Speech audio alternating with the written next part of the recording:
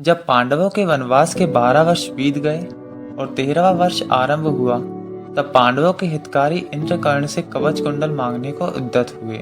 कुंडल के विषय में देवराज इंद्र का मनोभाव जानकर भगवान सूर्य कर्ण के पास गए। ब्राह्मण भक्त और सत्यवादी वीर कर्ण अत्यंत निश्चिंत होकर एक सुंदर बिछौने वाली बहुमूल्य सैया पर सोया था। अंशुमाली भगवान सूर्य ने पुत्र स्नेहवश अत्यंत भाव से युक्त हो रात को सपने में कर्ण को दर्शन दिया। उस समय उन्होंने वेदवेत्ता ब्राह्मण का रूप धारण कर रखा था।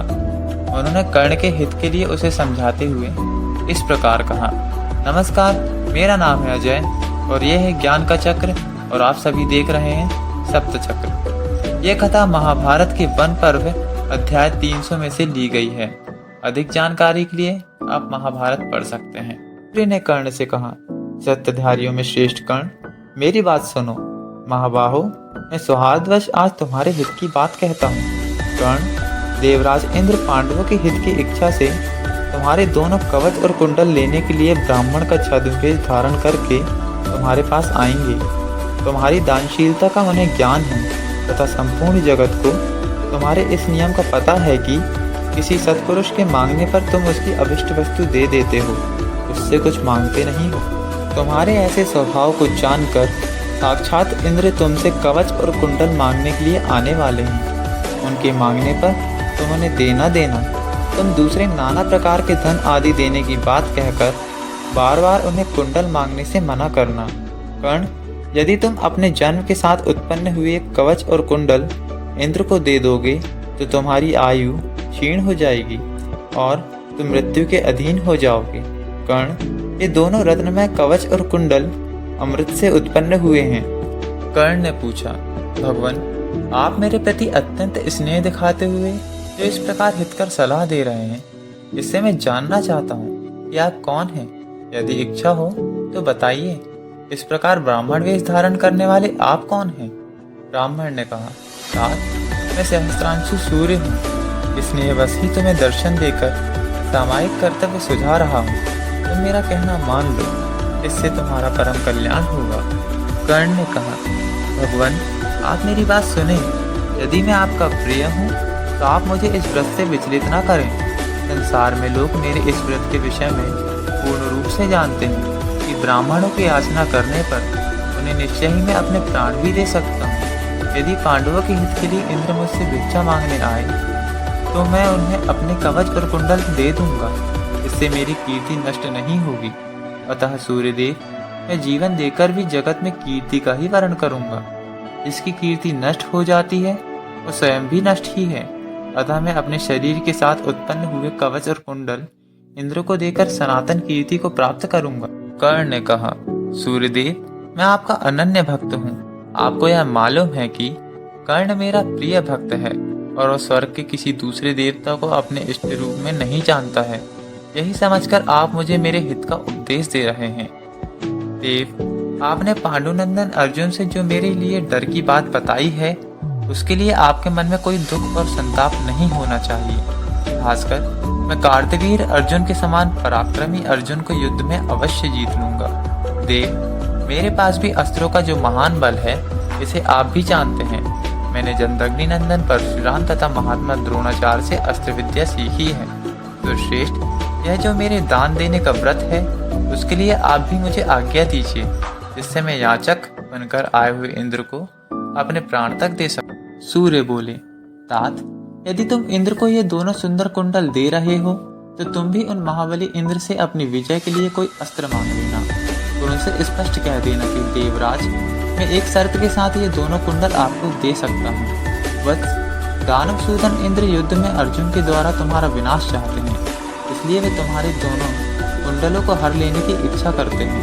अतः तुम भी उनकी आराधना करके बारंबार मीठे वचन बोलकर देवेश्वर इंद्र से किसी अमोघ अस्त्र के लिए प्रार्थना करना। तुम उनसे कहना, सहस्त्राक्ष, मैं आपको अपने शरीर का उत्तम कवच और दोनों कुंडल दे दूंगा, परंतु आप भी मुझे अपनी वह अमोघ शक्ति प्रदान कीजिए जो शत्रुओं का संहार करने वाली है। इसी शर्त के साथ तुम इंद्र को अपने कुंडल देना। कर्ण, उस शक्ति के द्वारा तुम युद्ध में अपने शत्रुओं को मार डालोगे।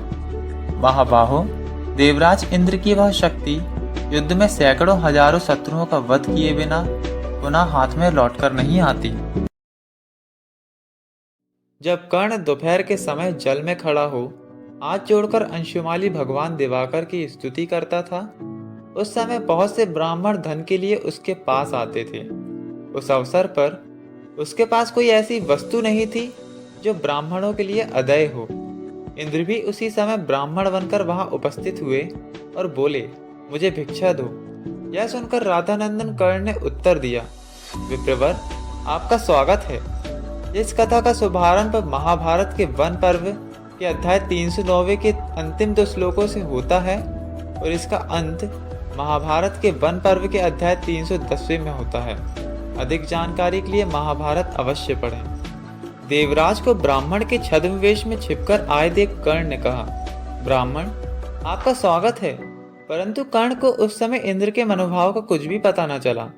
तब अधिरथ कुमार ने उन ब्राह्मण रूपधारी इंद्र से कहा, विप्रवर, मैं आपको क्या दूं? सोने के कंठों से विभूषित युवती स्त्रियां अथवा बहुसंख्यक गोधनों से भरे हुए अनेक ग्राम? ब्राह्मण बोले, वीरवर, तुम्हारी दी हुई सोने की कंठों से विभूषित युवती स्त्रियां तथा दूसरी आनंदवर्धक वस्तुएं मैं नहीं लेना चाहता। इन वस्तुओं को उन याचकों को दे दो जो इनकी अभिलाषा लेकर आए हों। अलग यदि तुम सत्यव्रती हो तो ये जो तुम्हारे शरीर के साथ ही उत्पन्न हुए कवच और कुंडल हैं, इन्हें काटकर मुझे दे दो। परंतु तुम्हारा दिया हुआ यही दान मैं शीघ्रता पूर्वक लेना चाहता हूँ। यही मेरे लिए संपूर्ण लाभों में सबसे बढ़कर लाभ है।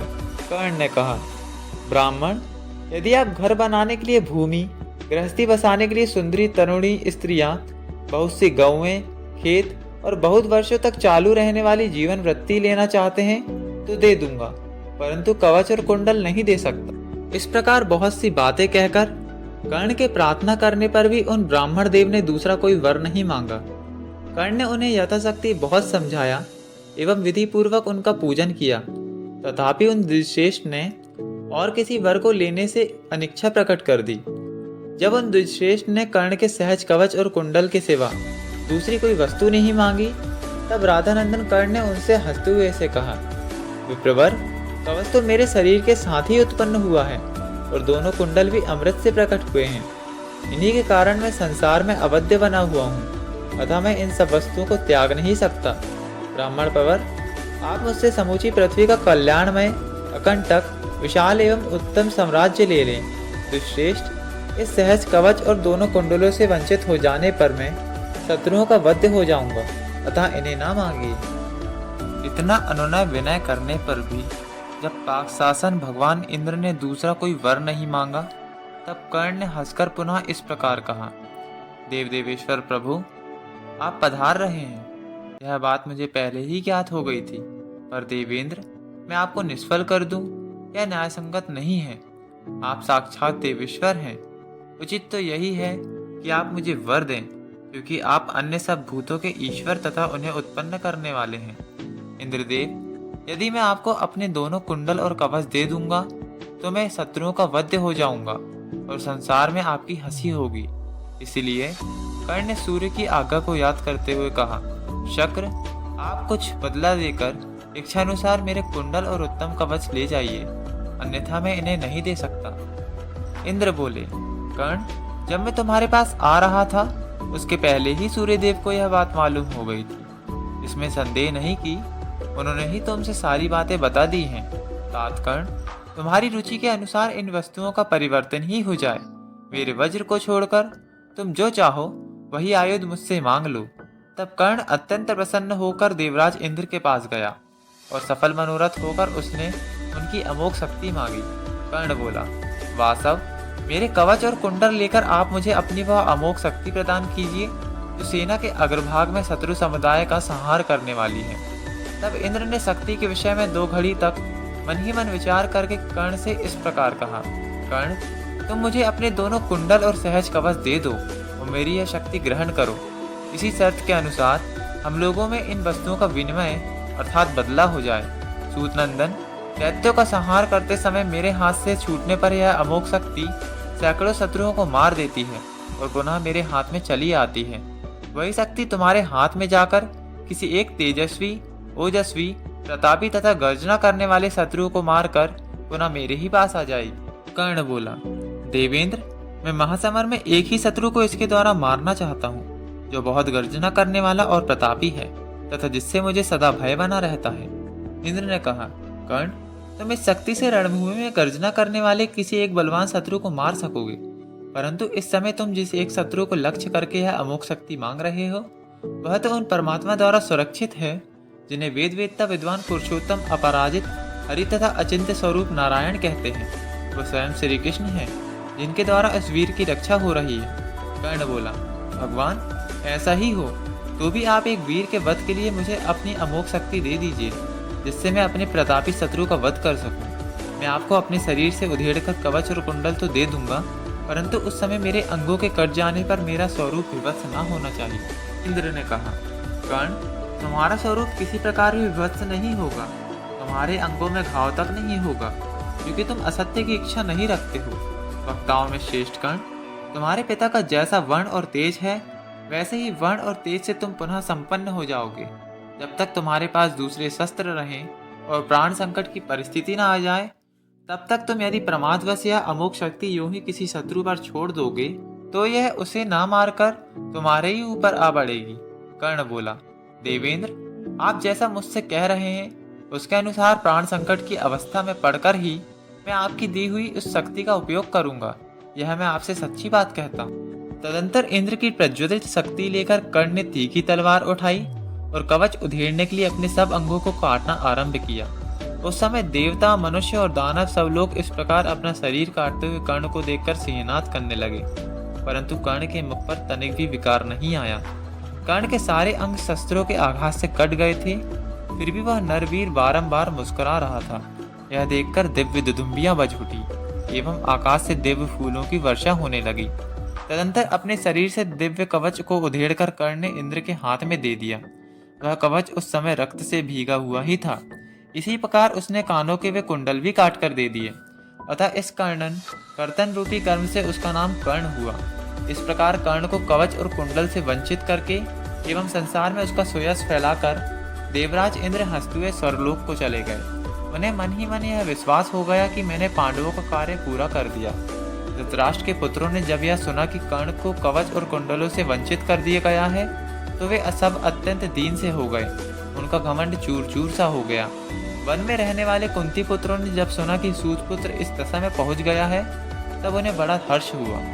ईश्वर का सानिध्य आपके साथ बना रहे। नमस्कार।